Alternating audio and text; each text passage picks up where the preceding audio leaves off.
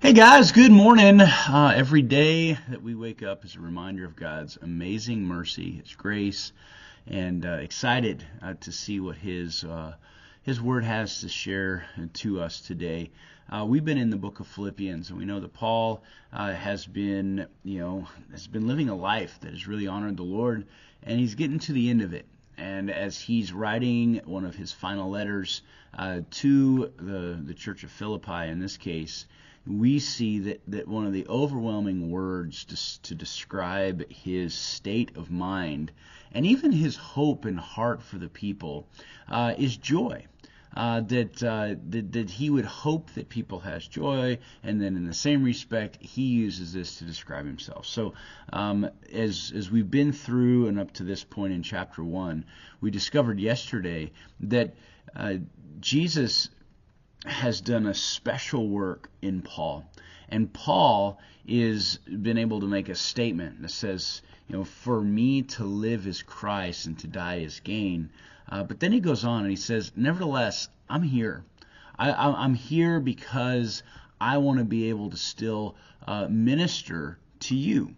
So you might be able to experience the blessing and the maturity and the growth in the Lord. And so that's why God has had him. And so he would be okay whether or not he's actually torn about it. Do I stay or do I want to go to heaven? Do I stay here and pour into the people? Do I enjoy the very fellowship of Christ through death? And so that's where we're at. And he's going to describe more about why it's better for him at the moment to stay. He says this, verse 25 of chapter 1, and being confident of this, I know that I shall remain and continue with you all for your progress and joy of faith, that your rejoicing for me may be more abundant in Jesus Christ by my coming to you again.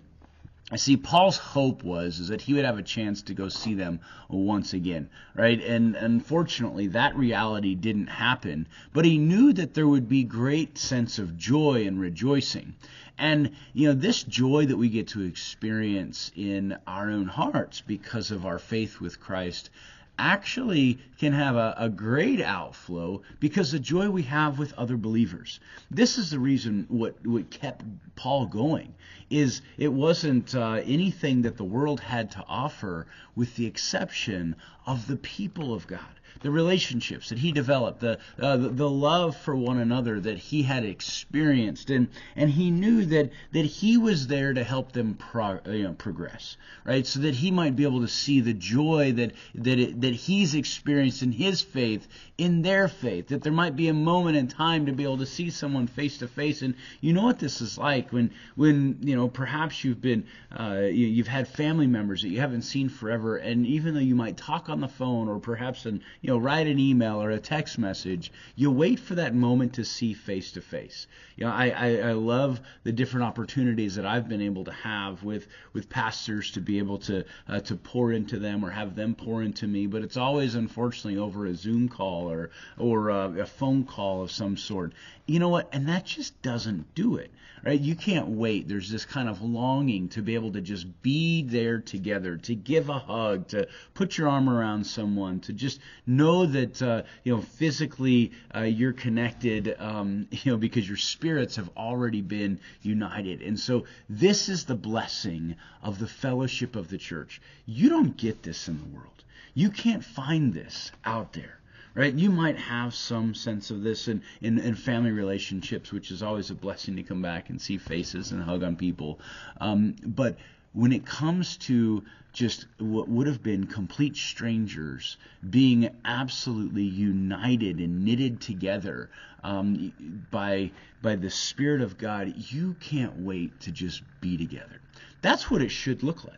Even as we spoke about, this weekend, like there's this idea: don't forsake the gathering of the assembly. Don't miss out on it. Why? Because there's a unity that's brought together because we are one body.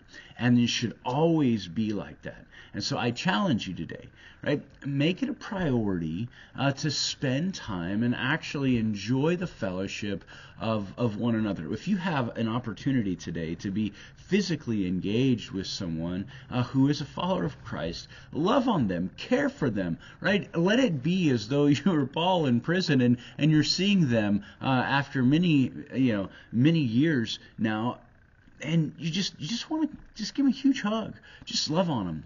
And that's the kind of fellowship that Paul had experienced with the Philippians. That's the kind of fellowship that had developed in his heart as he continuously prayed for them. And I just think about, and I can just go through just all kinds of names of people which I would love to go have a cup of coffee with today if I could, but I can't because they're not here.